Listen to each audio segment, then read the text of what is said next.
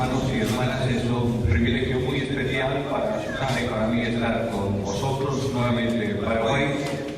Esto ha sido casi una sorpresa que se produce en finales del año pasado, cuando nos propusieron visitar nuevamente Paraguay, aprovechando que íbamos a estar en Argentina para el ministerio con las iglesias y pasar aquí al Paraguay. Siempre es un encanto estar en el Paraguay, sobre todo cuando vienes de una tierra como España, en pleno invierno, con mucho frío, y aquí encuentras el calor de los hermanos y el calor atmosférico. Lo sentimos notablemente cuando salimos de Madrid hace un mes. Estábamos en el aeropuerto a 5 grados bajo cero y llegamos aquí el otro día y cuando nos descendimos del avión, aunque llovía, se sentía calor. De modo que es una bendición grande. Saltar amigos conocidos de años y ver cómo el Señor haciendo su obra es una bendición también muy importante. Para mí, personalmente, este año es un año de mucha bendición.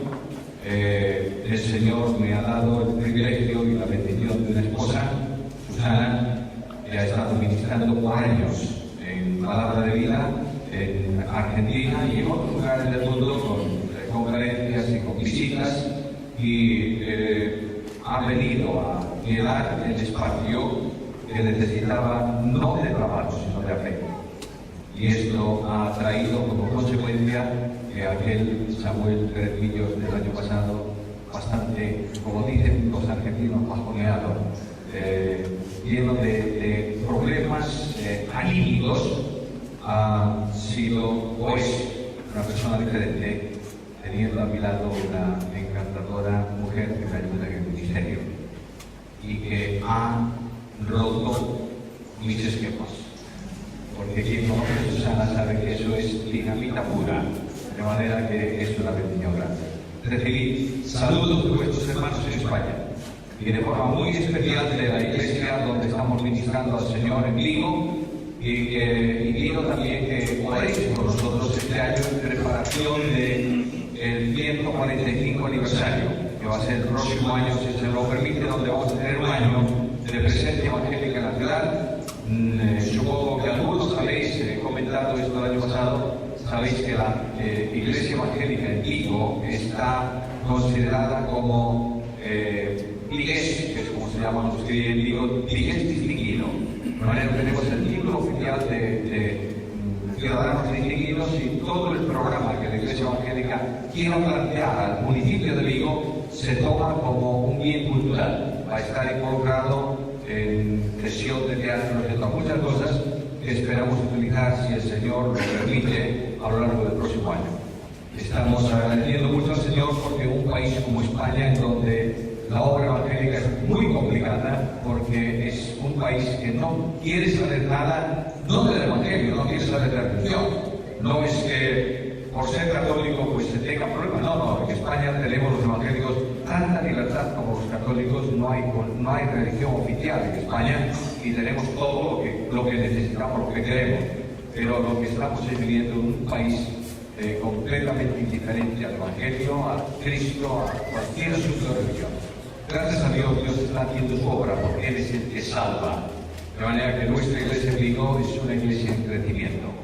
El año pasado el Señor nos ha permitido bautizar más de 50 personas durante un año, ajenas completamente al Evangelio, y este año comenzamos el año con un bautismo de otras 15, de manera que Dios está haciendo su obra.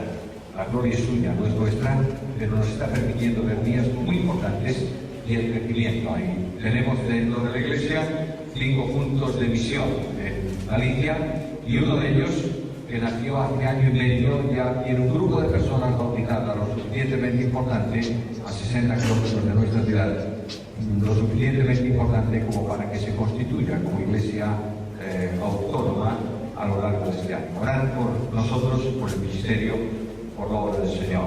Nuestros hermanos en esa iglesia y en otras congregaciones de España, pero en Vigo especialmente, os envían saludos cariñosos. Quiero llamar vuestra atención a un texto que conocéis todos de memoria, que está en Gálatas 5:16, en donde el apóstol Pablo dice de esta manera: andad en el Espíritu. Los temas, estos primeros 3 temas de estos días van a ser sobre la persona y la obra del Espíritu Santo. Vamos a estar considerando algunas cosas en relación con la tercera persona de la Santísima Trinidad.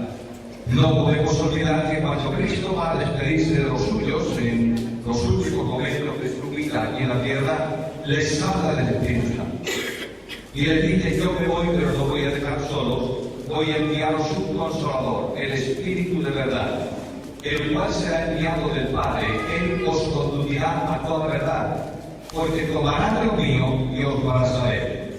El Espíritu Santo, por tanto, es la promesa de Cristo a los suyos y la realidad de su presencia a partir de Pentecostés en la Iglesia del Señor, llenando el templo nuevo que es la Iglesia de Cristo, llenando a cada creyente, regenerando a las personas, llevando a los hombres, conduciéndolos en convicción de pecado al Salvador, poniéndolos en Cristo, en fin, hace la operación de salvación que se conoce como el nombre genérico de regeneración. Ahora, cuando hablamos del Espíritu Santo, yo me temo mucho que en todo el mundo evangélico se producen 2 corrientes en relación con el Espíritu Santo. Una de ellas es ignorar al Espíritu Santo.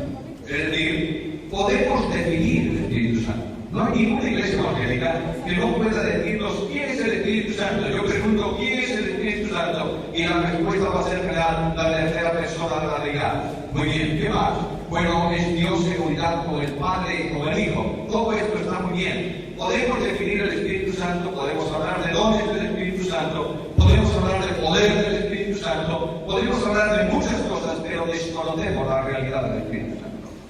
El Espíritu Santo es un gran desconocido. Está en la mente, en la teología, pero no está en la vida de los creyentes. El otro extremo es el extremo opuesto. Hacer un énfasis desbordante sobre el Espíritu Santo, atribuyéndole cosas que él no va a hacer. Venimos a la congregación esperando, o vienen a la congregación esperando manifestaciones extraordinarias del Espíritu Santo y condicionamos la vida cristiana a esas manifestaciones. De otra manera, debemos obligar al Espíritu Santo, lo digo con mucha reverencia, con mucho respeto, a hacer lo que nosotros creemos que debe hacer. Ninguna de las 2 posiciones es correcta. Para unos y para otros, el Espíritu Santo sigue siendo un tremendo desconocido. Indudablemente, cuando hablamos del Espíritu Santo, estamos hablando del Dios para vivir, no del Dios para definir. Es decir, de poco me vale que yo pueda entender con mi mente quién es y cómo opera el Espíritu Santo si no lo siento en mi corazón. ¿Comprendéis esto? Cuando el Espíritu Santo está presente en la iglesia hay salvación de pecadores, hay convicción de pecado, hay progreso de la obra, hay ánimo y aliento en el culto, se siente la presencia suya y se siente la presencia poderosa del Espíritu Santo que toma de Cristo el poder y lo comunica a los creyentes. Es un desconocimiento grande cuando pensamos que todas las manifestaciones de espiritualidad procedentes del Espíritu Santo, el amor que él produce, el gozo, la paz, cualquier cosa de esa, el poder en general, proceden del Espíritu Santo y surgen propio de él. La Biblia enseña que todo lo que el Espíritu Santo hace en materia de poder, lo toma de Cristo. De manera que cuando el Espíritu Santo produce amor en nosotros, es el amor de Cristo derramado por su Espíritu en nuestros corazones. Cuando hablamos de gozo, es el gozo de Cristo. Yo les he comunicado mi gozo para que esté presente y su gozo sea perfecto. La paz es la paz de Cristo. Y cuando Pablo habla de poder en relación con su vida, no dice todo lo puedo del Espíritu. ¿Qué dice? Todo lo puedo en Cristo me fortalece. Por tanto, hermanos queridos, no va a haber ninguna manifestación del Espíritu Santo en nadie que no esté en plena comunión con Cristo. No va a haber ninguna manifestación de poder en ninguna iglesia donde Cristo no sea el centro y sea el Señor. ¿Comprendéis eso? De manera que, dejando a un lado ya esta introducción sencilla y breve, yo quiero hablaros de 3 cosas esta noche. En primer lugar, quiero hacer un repaso rapidísimo. Yo sé que todos vosotros conocéis la Biblia sobre la doctrina del Espíritu Santo. ¿Qué es el Espíritu Santo? En segundo lugar, quiero hablaros acerca de las consecuencias que trae esa doctrina y esa persona divina. Y finalmente quiero hablaros de el compromiso que yo tengo que tener en relación con la enseñanza de la Biblia, la persona y la obra del Espíritu Santo. Primeramente, la doctrina. El Espíritu Santo es Dios. Está presente en el triple nombre de la deidad. Lo encontrás en Mateo capítulo 28 y versículo 19, donde Cristo dice: toda autoridad me es dada, 19 y 20, en el cielo y en la tierra, por tanto, id a las naciones y haced discípulos, bautizándolos en el nombre del Padre y del Hijo y del Espíritu Santo. Luego, el nombre de Dios, según comenta Jesucristo, es el nombre del Padre, el nombre del Hijo, el nombre del Espíritu Santo. Quiere decir, por tanto, que el Dios de la Biblia es un ser, no una persona, es un ser, el ser divino que existe eternamente en tres personas: la persona del Padre, la persona del Hijo, la persona del Espíritu Santo. Las tres personas son Dios verdadero. El Padre es Dios verdadero, el Hijo es Dios verdadero, el Espíritu Santo es Dios verdadero. Cada una de esas tres personas santísimas son personas divinas, por tanto merece todo acatamiento, toda adoración, todo respeto, porque cada una de ellas es Dios bendito por los siglos de los siglos. Ahora, siendo personas diferentes, distintas, son personas individuales en el seno de la Trinidad. Esto es muy importante. Las personas divinas son diferentes, es decir, el Padre no es el Hijo, ¿verdad? No, el Hijo no es el Padre ni es el Espíritu. El Espíritu no es el Padre ni el Hijo, y el Padre no es ni el Hijo ni el Espíritu. Son personas diferentes una a la otra, pero no son personas independientes. Por una razón, porque las tres personas están vinculadas en razón de vida. Es decir, la vida en el seno divino es tanto del Padre como del Hijo como del Espíritu. Y las perfecciones de esa vida, que se llaman atributos, que se llaman perfecciones, sobre todo los incomunicables, están presentes en cada una de las personas divinas.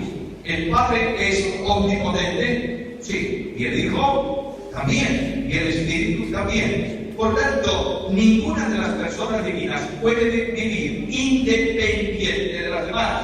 Por razón de vida, no pueden separarse, no pueden distanciarse, no pueden actuar en una relación independiente, sino que son interrelacionadas entre sí y son individuales. ¿Comprendéis bien esto? Bueno, esto trae una consecuencia vital. Cuando Cristo dice a su Padre: Padre, que sean uno, dice: como tú en mí y yo en ti, que ellos sean uno en nosotros. Y el Padre, accediendo a la petición del Hijo, todo lo que yo pido, dice el Hijo, el Padre me lo concede, porque yo hago siempre lo que Él quiere. Accediendo a ese deseo, acepta la unidad de la Iglesia, trasladando a cada creyente el ministerio de unidad de las personas divinas, para que sean uno como ellos, de manera que la Iglesia no puede romperse en cuanto a unidad. Y la exhortación del apóstol Pablo es que tenemos que tener la solicitud de guardar la unidad del Espíritu en el vínculo de la paz. ¿Entendéis eso? Si entendiéramos doctrina trinitaria, entenderíamos unidad de Iglesia. Las grandes divisiones, las grandes fragmentaciones, la independencia de la Iglesia local, que no está en la Biblia, no se produciría si entendiéramos claramente el compromiso divino en materia de unidad y la presencia trinitaria en cada uno de los creyentes y en el seno de la Iglesia. De manera que esto es una bendición grande cuando nosotros lo entendemos así. Ahora, las personas divinas que son diferentes son también distintas en cuanto a enviar y ser enviadas. El Padre no es enviado por nadie, el Hijo es enviado por el Padre y el Espíritu Santo es enviado del Padre y del Hijo. Por tanto, aquí tenemos una interrelación que tiene que ver específicamente también, entre otras cosas, en materia de salvación. La salvación se produce por consenso trinitario, por voluntad trinitaria, por determinación voluntaria, trinitaria, por ejecución trinitaria de la obra, por aplicación trinitaria de la salvación y por sostenimiento para que la salvación no se pierda en un compromiso trinitario. Ahora, cuando hablamos del Espíritu Santo, y voy a trasladarme rápido ahí, cuando hablamos del Espíritu Santo por esta razón de enviar y ser enviado, al Espíritu Santo se le llama en Romanos capítulo 8, versículo 9, en ese versículo se le dan 3 nombres. Si tenéis la Biblia ahí abierta, Romanos 8, 9, leemos así: mas vosotros no vivís según la carne, sino según el Espíritu. Notad que es un Espíritu con mayúscula, el Espíritu, artículo determinado, el único de esa condición, la única persona divina. Segundo, si es que el Espíritu de Dios, relacionándolo con el Padre por procedencia, se le llama aquí Espíritu de Dios. En tercer lugar está en vosotros, y si alguno no tiene el Espíritu de quién, el Espíritu de Cristo, de manera que ahí tenéis la vinculación del Espíritu Santo. Es el Espíritu de Dios porque está en el seno trinitario y porque procede de Dios, y es el Espíritu de Cristo porque tiene que llevar a la experiencia del creyente la persona admirable de Jesús. Es decir, la vida cristiana, ya lo anticipo desde ahora, la vida cristiana no es hablar de Cristo ni predicar a Cristo. La vida cristiana es vivir a Cristo. La vida cristiana no es estar en la religión de Cristo, sino estar en la comunión de Cristo. Y este Padre Celestial determina para los cristianos que seamos hechos conformes a la imagen de ¿quién? De su Hijo. ¿Quién va a hacer la obra? Identificarnos, de producir en nosotros la imagen de su Hijo, el Espíritu Santo de Dios.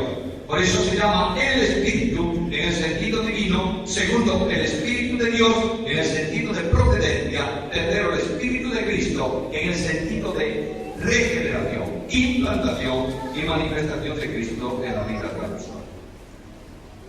¿El Espíritu Santo es Dios? Sí. ¿El Espíritu Santo es una persona? Sí. ¿Cómo lo sé? Porque solo la persona tiene capacidad, por ejemplo, para investigar y para revelar.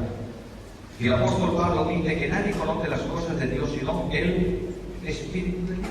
Y dice que el Espíritu investiga las cosas más secretas de Dios. Por tanto, es una persona.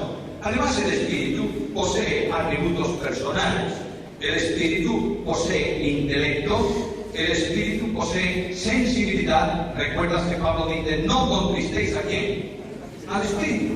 No estamos contristando, como algunos por ahí dicen, a una puerta divina. No. El Espíritu de Dios no es una puerta. El Espíritu de Dios es Dios. Se le contrista, por tanto, es una persona. Además, cuando tú estudias la doctrina del Espíritu Santo, encuentras que la Biblia atribuye al Espíritu Santo obras personales. La Biblia dice que el Espíritu Santo oye, que el Espíritu Santo escudriña, que el Espíritu Santo habla, que el Espíritu Santo enseña, que el Espíritu Santo redarguye, que el Espíritu Santo convence de pecado, que el Espíritu Santo ejerce voluntad, que el Espíritu Santo elige y envía siervos y ministros a la obra, que el Espíritu Santo guía, que el Espíritu Santo intercede. Podría decir unas cuantas cosas más, pero todas estas actividades del Espíritu Santo demuestran que tiene personalidad, porque hace obras personales. ¿Me estáis siguiendo con esto? Yo sé que para hablar de todo esto habría que dedicar una semana entera, por lo menos. Yo estoy vendiendo, como decimos en España, a calzador la síntesis de la doctrina del Espíritu Santo. El Espíritu Santo es Dios, primero. Segundo, es una persona. Tercero, es una persona divina.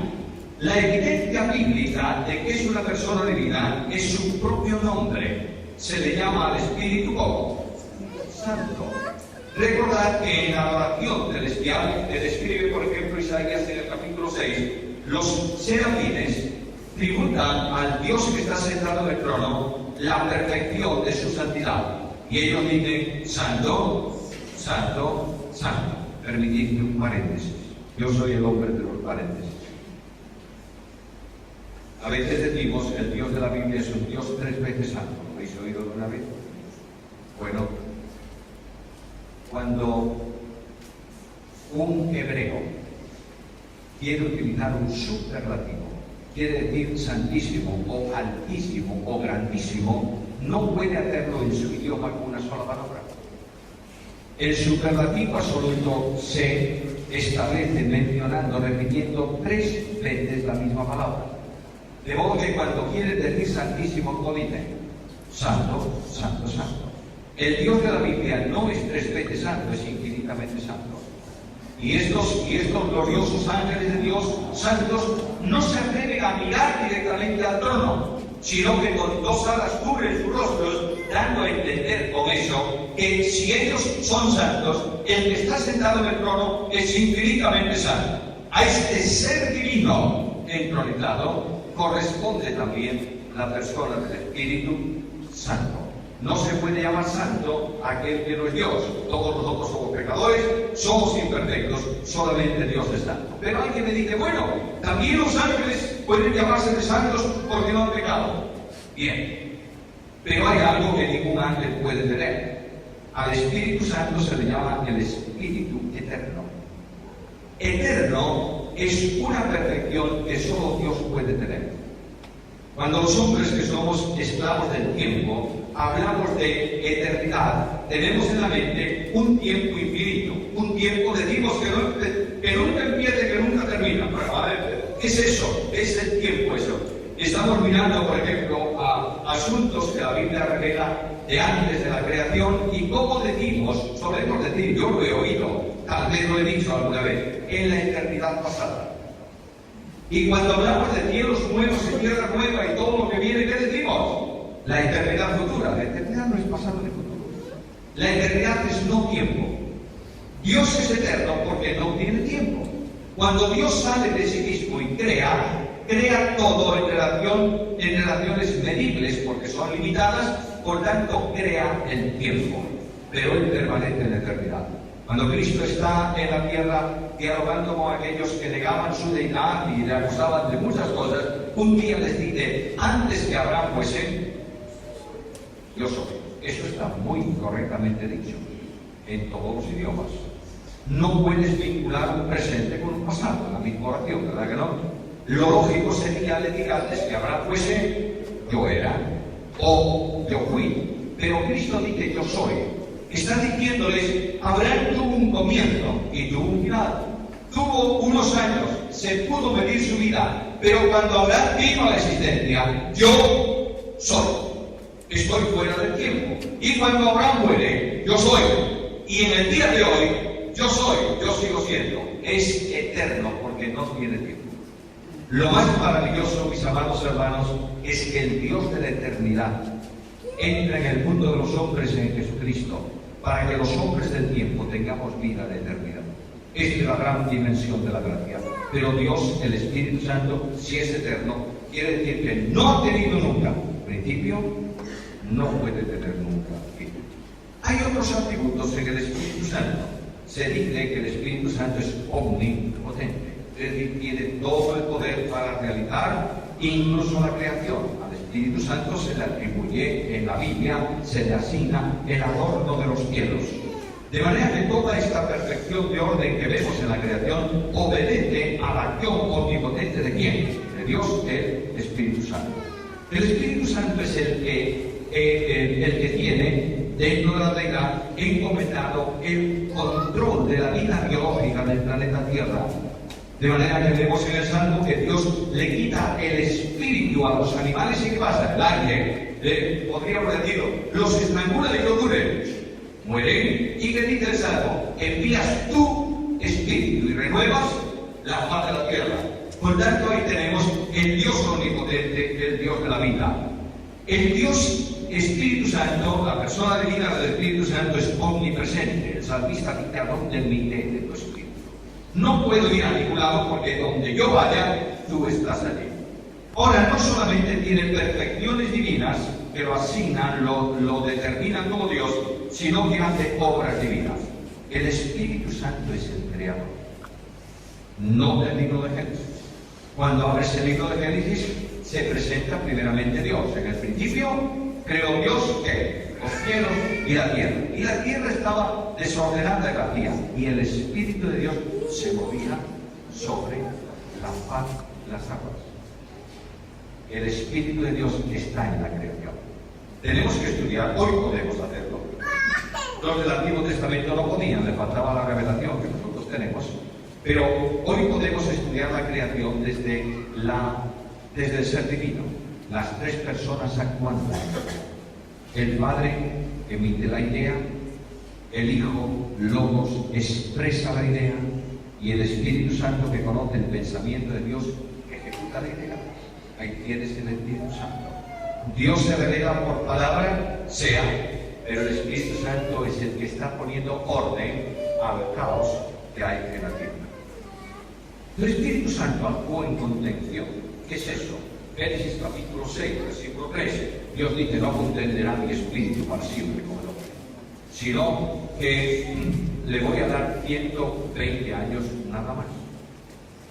Bueno, el Espíritu Santo ha estado haciendo en aquel tiempo un efecto de contención en el mundo de los hombres para que el pecado no subiera en la dimensión en que subió y Dios no quitase de la faz de la tierra la vida de los hombres. Pero eso que ocurrió en el pasado ocurre en el presente. El Espíritu Santo está haciendo ahora un oficio de contención, impidiendo que Satanás coloque en el trono, en la tierra, en el trono que él quiere, a aquel anticristo que va a manifestarse contrario al Señor. Porque hay un plan de Dios en el desarrollo de ese tiempo, y el que impide esa acción es Dios, el Espíritu Santo. ¿Por qué? Porque es Dios omnipotente. Bueno, estoy hablando de asuntos teológicos a lo mejor muy altos, pero voy a la práctica porque me interesa mucho más. El Espíritu Santo es el autor e inspirador de la Biblia.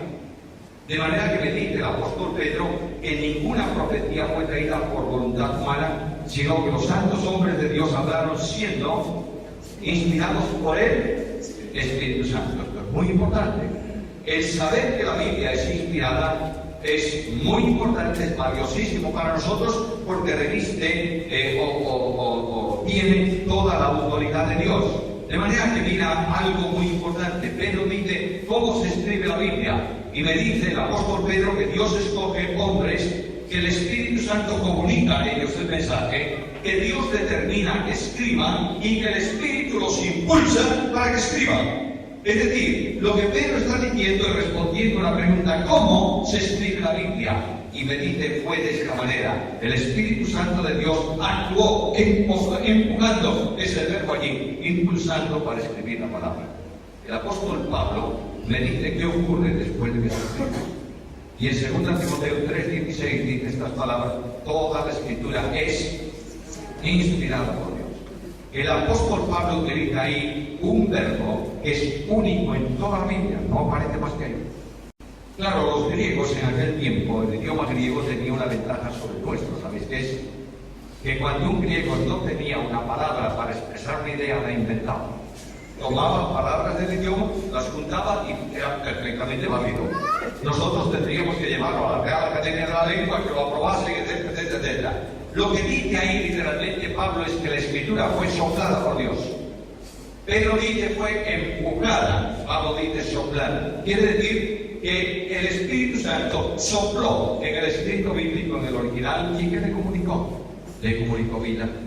De manera que en Hebreos 4:12 dice que la palabra de Dios es viva y eficaz. ¿Por qué? Porque tiene el soplo del Espíritu.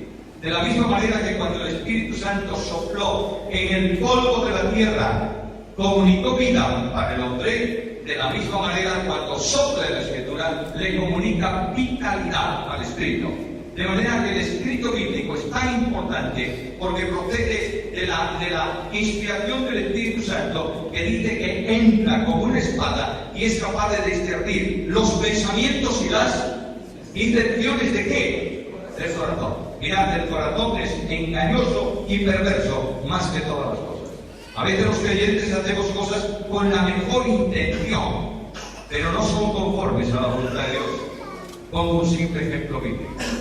Un día David decide trasladar el arca de donde estaba una tienda que él le había preparado en Jerusalén. Fue un día de fiesta para David y para Israel. David viene danzando delante del arca, se ha despojado de las ropas reales. La mujer le ve por alguna ventana del palacio y dice: ¡qué vergüenza el rey de Israel bailando, danzando desnudo delante de las criadas! No es que estuviese desnudo, es que no iba vestido de rey.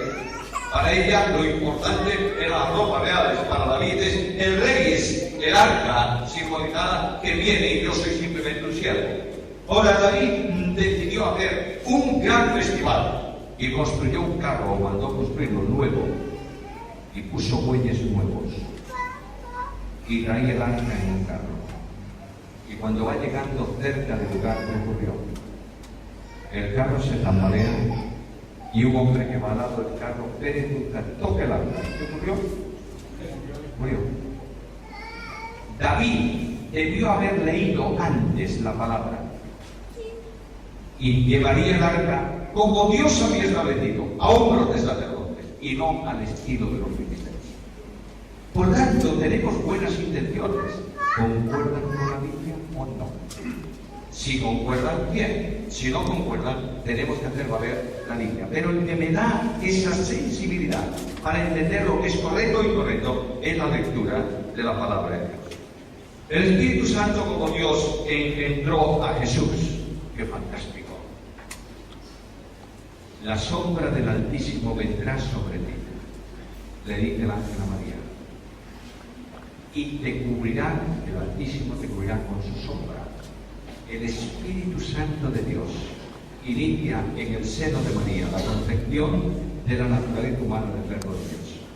Ese portento milagroso es solamente una operación divina de Dios, el Espíritu Santo. El Espíritu Santo ilumina y el Espíritu Santo regenera. No tengo tiempo para ocuparme de más cosas sobre esta primera parte, simplemente mencionar muy de pasada la enorme importancia del Espíritu Santo en la Iglesia de Jesucristo. La Iglesia de Cristo es un cuerpo en Cristo. ¿Lo creéis o no? Es un cuerpo en el cual estamos incluidos todos los creyentes. Es decir, toda persona que ha creído en Cristo y se salva por gracia mediante la fe, toda persona que está en esta dimensión pertenece al único cuerpo de Cristo en la tierra, que es la Iglesia. Quiero recordarte algo que es importante. Jesús el Señor no vino para fundar iglesias, vino para edificar su iglesia. ¿Lo entiendes o no? Creo que no. Nosotros levantamos iglesias, sectorizamos iglesias, aislamos iglesias y hacemos lo que aparentemente nos da la gana con la iglesia. Y decimos, esta iglesia es mía y es independiente y autónoma, individual, etcétera, etcétera, etcétera. No hay iglesias a los ojos de Dios, hay la iglesia de Cristo, ¿lo entiendes? A esa iglesia pertenece todo creyente, salvo por gracia mediante la fe. Se llame como se llame y esté donde esté. Este es el gran milagro de la unidad de la iglesia. De ahí que Pablo diga a los creyentes, mira, tienes que vivir pendiente de algo. Si hay algo que tienes que ocuparte, es precisamente con diligencia, con fidelidad, con esfuerzo, con decisión. Ocúpate de la unidad del Espíritu en el vínculo de la fe. Pablo no está diciendo a los de Efesios ni a los de Colosas, ocúpate esencialmente de mantener tu idea sobre la iglesia. Está diciendo, ocúpate de mantener la unidad de la iglesia. ¿Te das cuenta? Al principio de la propagación del Evangelio, Satanás luchó directamente ¿contra qué cosa? Contra la unidad de la iglesia. ¿Qué ocurre en Corinto? En la iglesia de Corinto, una iglesia que prospera, una iglesia llena de dones, una iglesia enriquecida. Satanás introduce dentro de la congregación 4 sectores que están dividiendo la iglesia, o pretenden dividir la iglesia. Unos son de Pablo, otros de Cefas, otros de Apolos, y los más santos de quién? De Cristo, todos iguales. Divisores de la iglesia. Y Pablo dice, pero vamos a ver, algunos de nosotros, vosotros habéis sido bautizados en el nombre de Pablo, de alguno de nosotros, sino el de Cristo. Por tanto, no sois vuestros, porque habéis sido comprados por precio. ¿Por precio de quién? De la sangre de Cristo. Y la unidad de la iglesia tiene que ser vivida en esa dimensión si queremos realmente llevar a cabo el propósito de Dios. Porque cuando Pablo habla de iglesia, Efesios capítulo 4, habla del costo de la unidad. Y dice que el Hijo de Dios tuvo que descender a las partes más bajas de la tierra para hacer posible este milagro.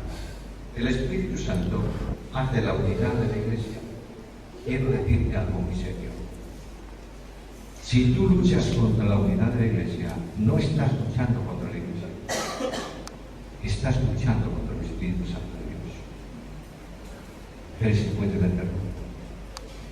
Cuando Pablo habla de división, dice: si alguno rompe, quebranta, lucha contra el templo de Dios, Dios le destruirá a él. ¿En serio? Porque la unidad de la iglesia es incuestionable como propósito de vida. De manera que si el gobierno de la iglesia está encomendado al Espíritu Santo, quiere decir que es el vicario de Cristo en la tierra. ¿Cristo es la cabeza de la iglesia o no?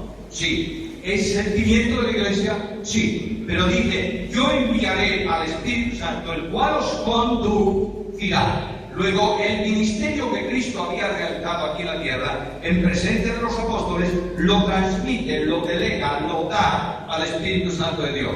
De manera que mirad el Espíritu Santo gobernando la iglesia.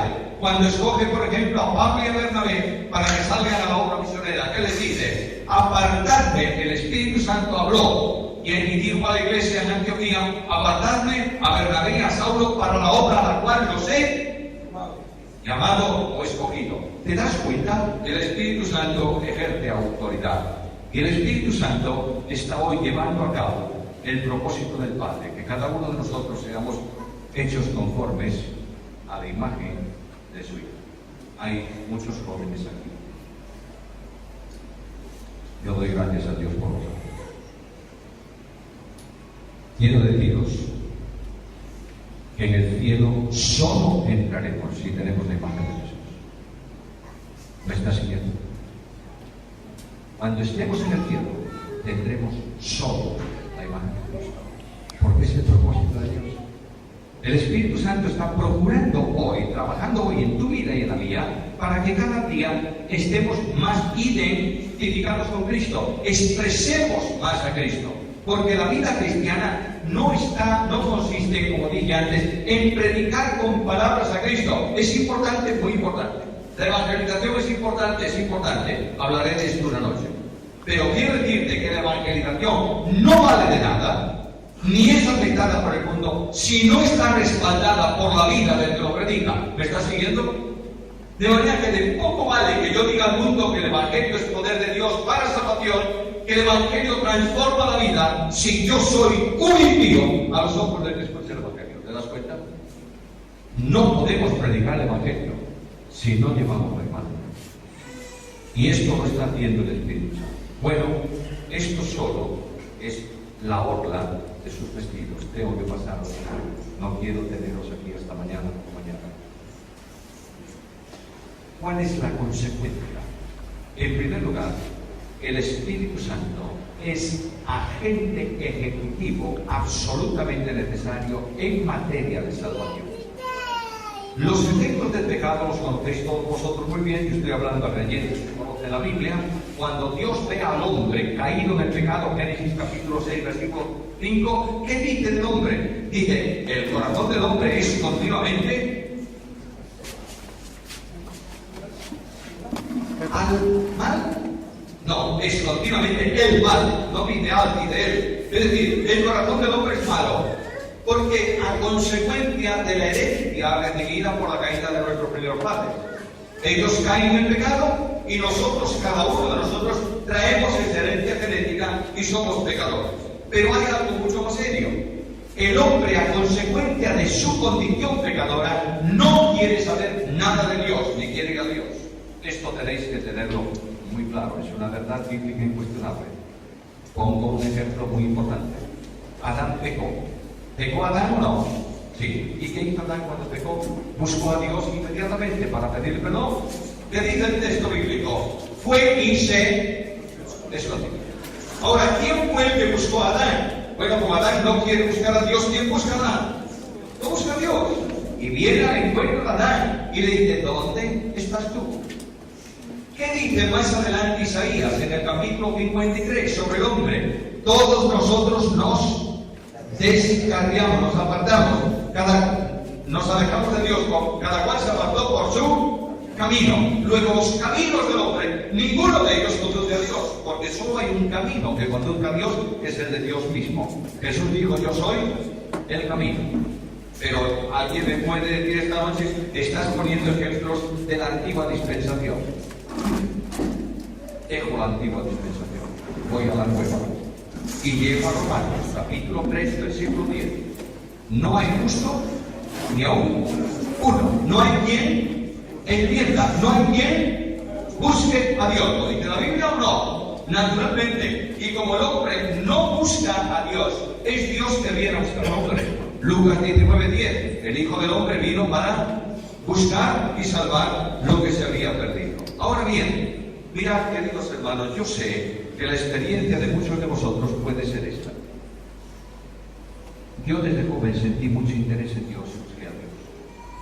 Y un día lo encontré. ¿Es verdad eso? Sí, Señor. Entonces, ¿qué pasa?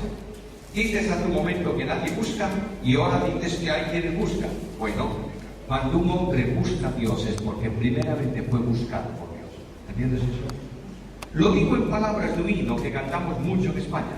Yo te busqué, Señor, mas descubrí que tú impulsabas mi alma en ese afán.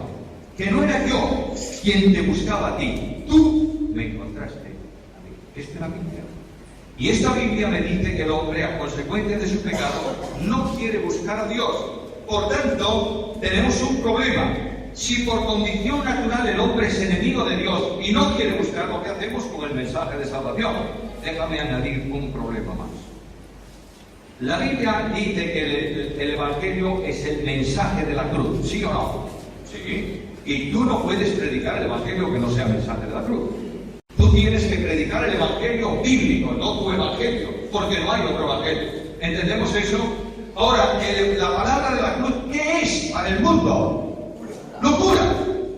¿Y por qué es locura? Pues dice la Escritura que esa palabra es locura porque hay que entenderla espiritualmente. Y resulta que el hombre es carnal. ¿Sí o no? ¿Quién va a traducir ese mensaje para que no sea locura? Y claro, cuando alguien me dice ¿qué es eso de locura? Es muy sencillo, mira, puedes entenderlo de una forma muy fácil. Imagínate a Pablo predicando el Evangelio a los romanos, los hombres libres de su tiempo.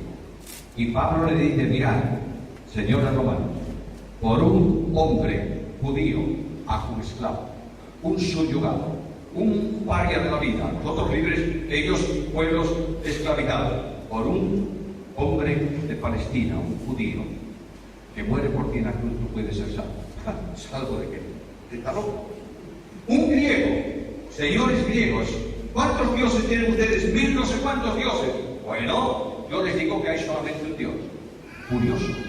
Qué curioso esto. Y ese Dios es tan importante que tiene un solo hijo. ¿Cómo vivirá ese hijo?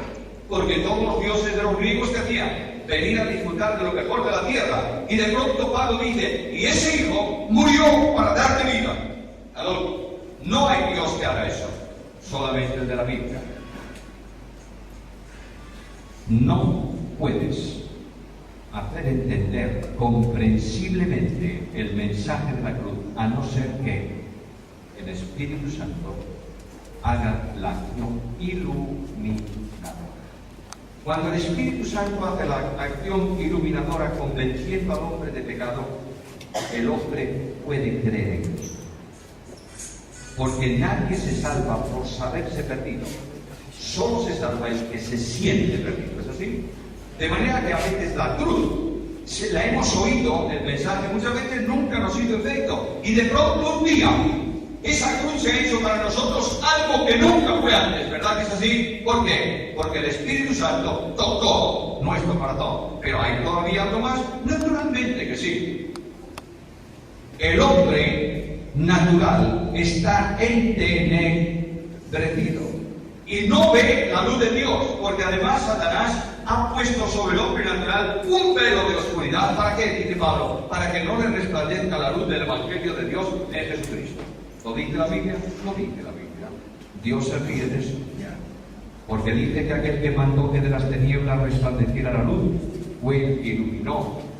El que produjo esa luz no fuera, sino dentro de vuestros corazones.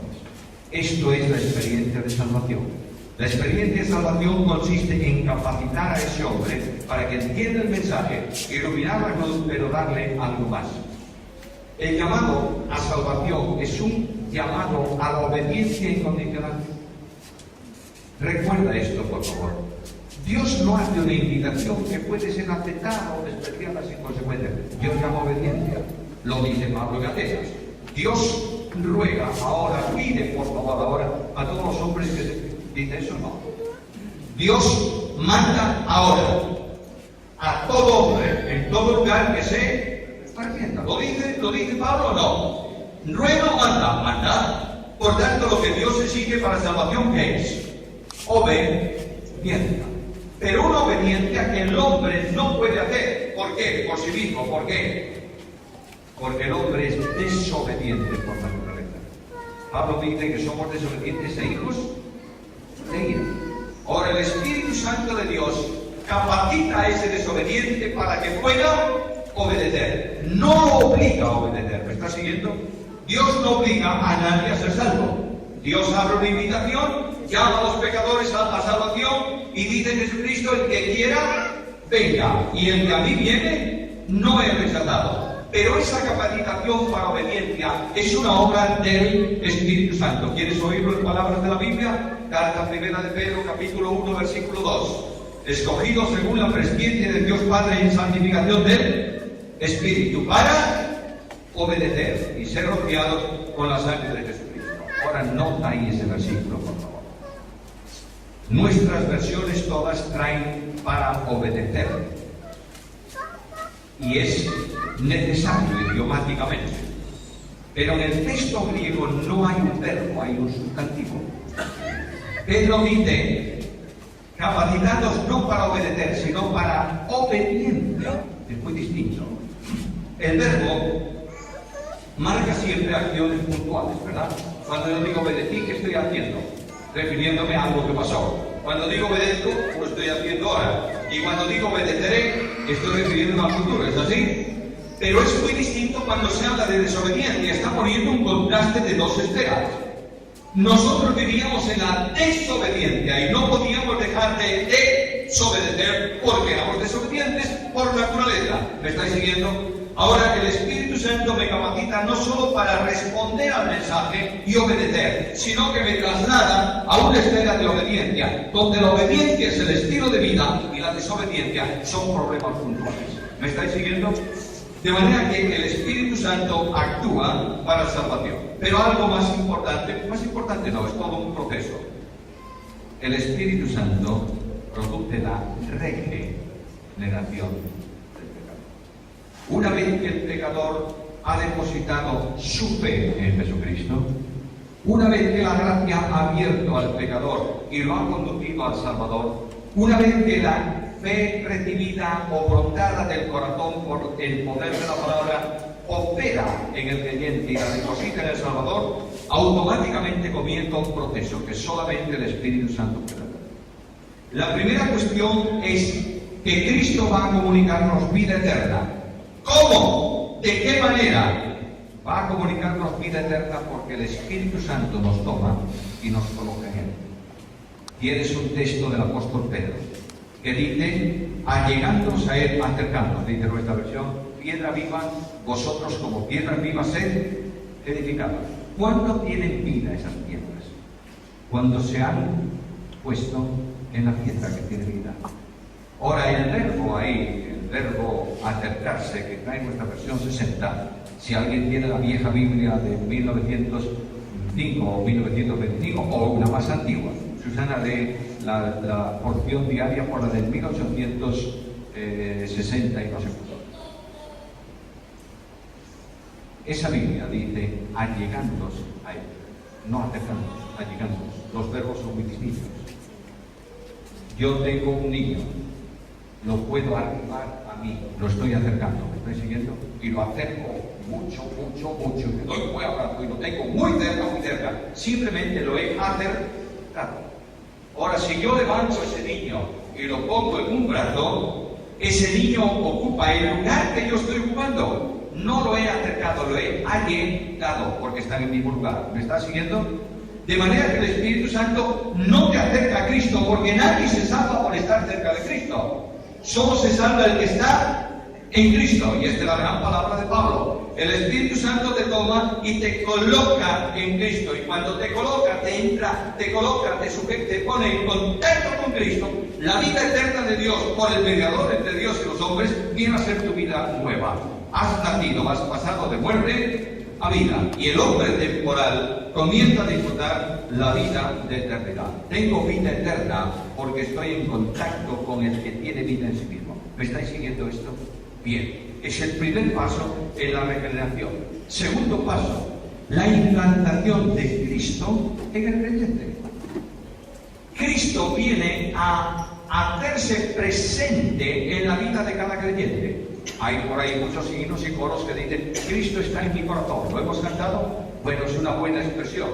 Indudablemente, el creyente, cuando cree en Cristo, en el proceso de regeneración, además de vida eterna, que es la vida cotidiana nuestra, nosotros vivimos vida eterna. Y la vida eterna se desarrolla en nosotros y nosotros disfrutamos de esa vida. Porque la vieja vida, que corresponde a la vieja naturaleza, ha pasado y aquí todo es hecho nuevo. ¡Qué tremendo! Esa vida de Dios que yo la disfruto no en sus perfecciones incomunicables, sino en las comunicables, es una vida que condiciona mi vida. ¿Dios es amor, sí o no?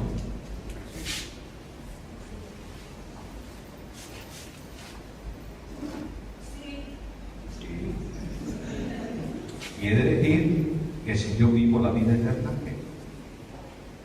Tengo que amar. ¿A quién? A todos. Comenzando por mis enemigos y terminando por mis hermanos. ¿Eres amada eterna? Porque en esto Juan pone de manifiesto si eres algo o no. A veces viene un joven adolescente a nuestra iglesia y dice: quiero bautizar. Bueno, fantástico. Muy bien, me alegro mucho. Vamos a ver. Cuéntame cómo fuiste salvo. Bueno, un día, ahí en un campamento de verano, el instructor me habló de que Cristo podía venir en cualquier momento esta noche, y si tú no tienes a Cristo te vas al infierno y tal, y si alguien quiere ser salvo, levante su mano. Y yo levanté mi mano. Mira, tú puedes levantar las dos manos y los pies y no ser salvo. ¿Entiendes? Quiero decirte con esto que la salvación es el resultado de estar en Cristo. Entrar por la puerta y estar en el camino. ¿Me estás siguiendo? Por tanto, el Espíritu Santo me da vida eterna, y desde entonces mi vida tiene que ser esa: amor, gozo, paz, benignidad, bondad, fe, mansedumbre. Esa es la vida del cristiano. Esa es la vida eterna que yo recibo. En ese momento Dios no corrige, no arregla mi corazón. Dios echa fuera ese corazón de piedra.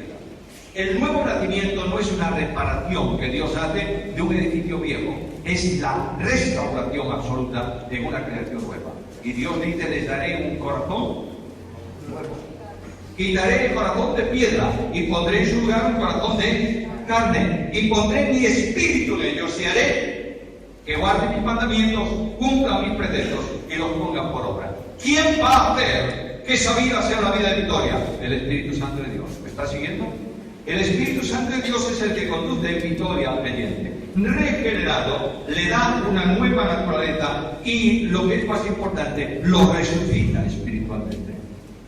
¿Cómo estamos nosotros? Muertos como en delitos y pecados.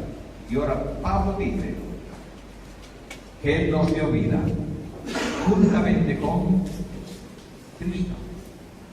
Ese adverbio, juntamente, podemos traducirlo perfectamente de este modo. Todo adverbio puede convertirse en esta estructura.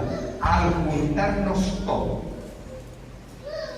al unirnos a Cristo, nos da vida juntamente con Él. De ahí que Pablo diga algo muy serio: con Cristo estoy juntamente crucificado. Y ya no vivo yo, vive Cristo en mí. Y lo que ahora vivo en la carne, lo vivo en la fe del Hijo de Dios, el cual me amó y se entregó a sí mismo por mí. El Espíritu Santo nos regenera, nos transforma, nos une vitalmente a Cristo y, como veremos uno de estos días también, nos sumerge en Cristo para que seamos parte del cuerpo de Cristo, cuya cabeza es Él. Ahora hay algo muy importante que esto, antes de seguir adelante, y voy a terminar. La acción divina me garantiza la seguridad de salvación. Voy a repetirlo.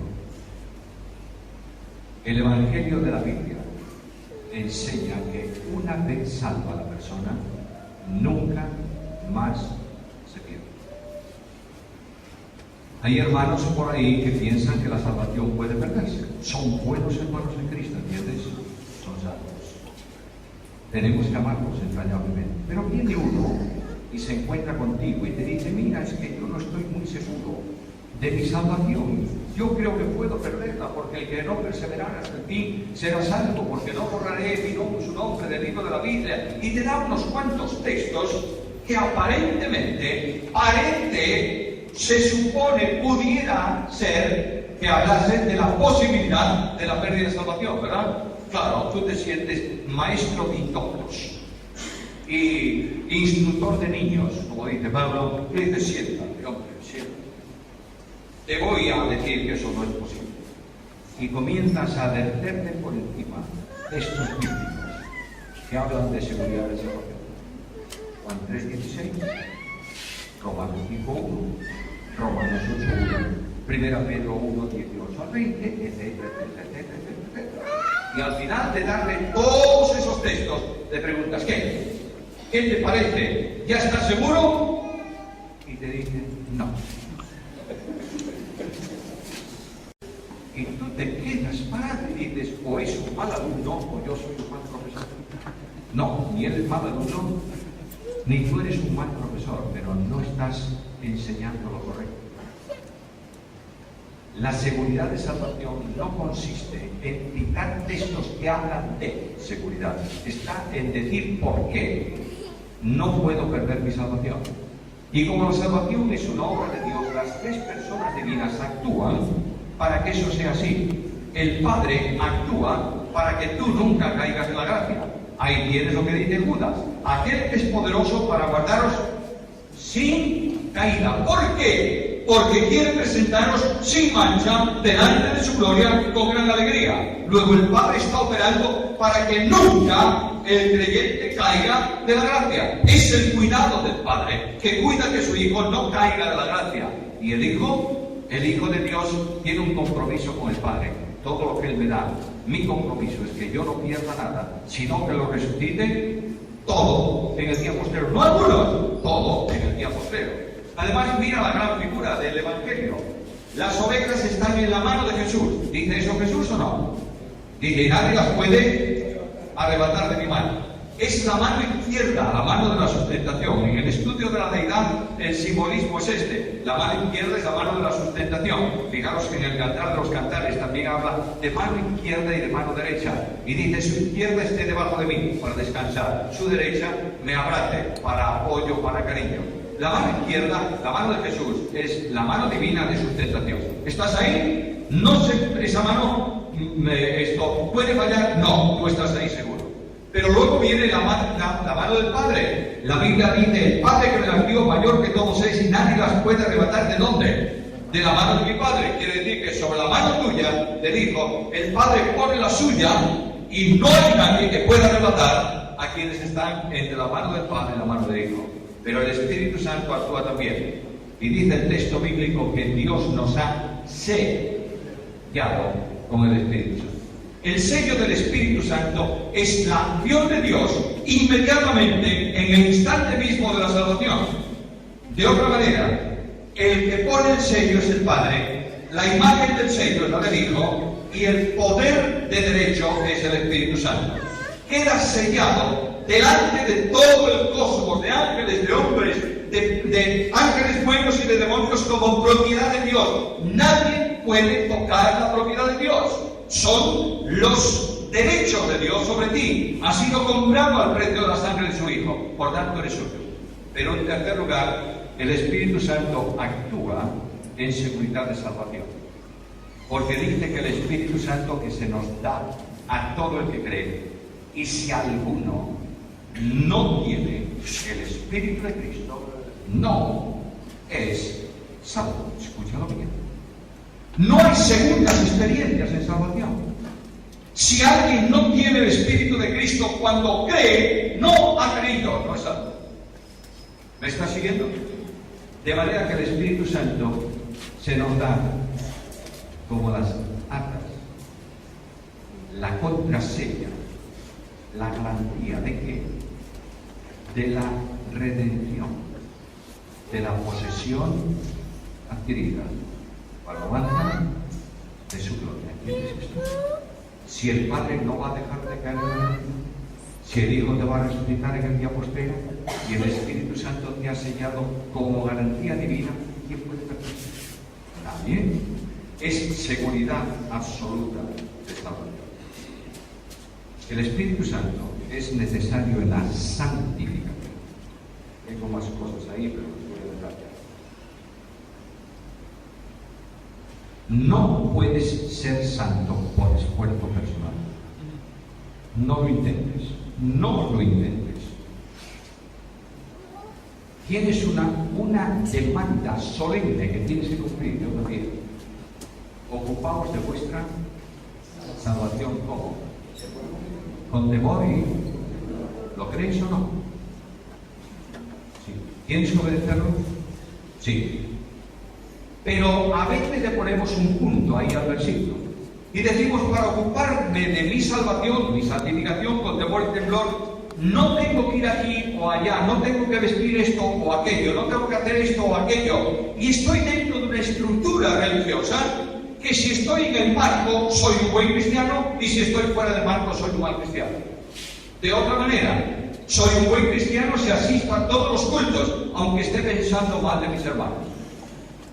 Soy un buen cristiano si me pongo, no sé, chaqueta y corbata, aunque por dentro no sea con apariencia de piedad, sino que niegue su eficacia. Soy un buen cristiano si no vale para nada eso. El apóstol Pablo dice que hay algunos que su vida descansa en eso y dice además duro trato para el cuerpo. Es decir, el domingo no hagas nada, nada de nada. Y jugar un partido de fútbol es malo. Y ver ¿cómo se llaman de aquí? Los dos rivales de aquí. Pues aquí.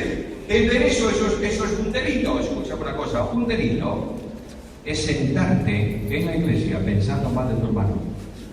Una inmoralidad es hablar mal de tu hermano. Un pecado es murmurar de tu hermano. Eso es pecado.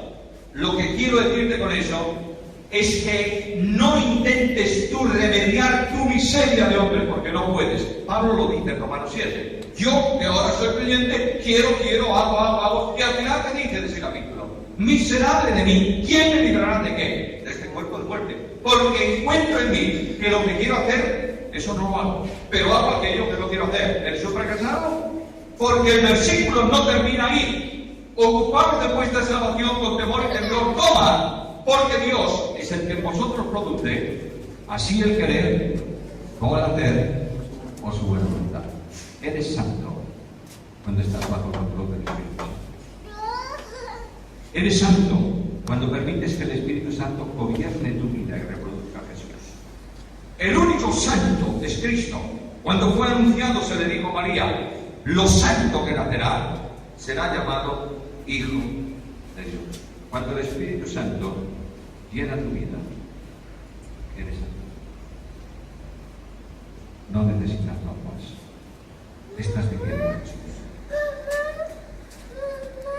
El Espíritu Santo conduce a los creyentes a la restauración de sus hermanos caídos. El creyente espiritual no es el que denuncia y acusa, es el que restaura. ¿Lo entiendes bien? Dice el apóstol Pablo en Gálatas 6:1: si alguno es sorprendido en alguna falta, vosotros que sois espirituales, ponedlo en disciplina. ¿No dice eso? Restauradle con espíritu de mansedumbre, porque Jesús fue esencialmente el gran restaurador. Termino con el ejemplo de Pedro. Pedro negó a Jesús. Sí. ¿Cuántas veces? Ahora resucitó Jesús. Se encuentra con Pedro. ¿Qué le dice Jesús?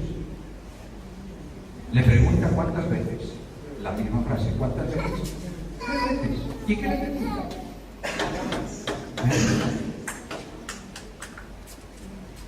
¿Cuántas veces? Yo he pensado, el Señor preguntó a Pedro 3 veces si le amaba porque le había negado 3 veces, ¿verdad? ¿Qué es lo que se dice generalmente? No.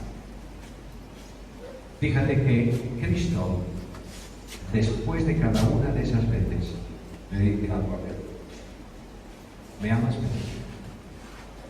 Sí, Señor. Apacienta mis ovejas.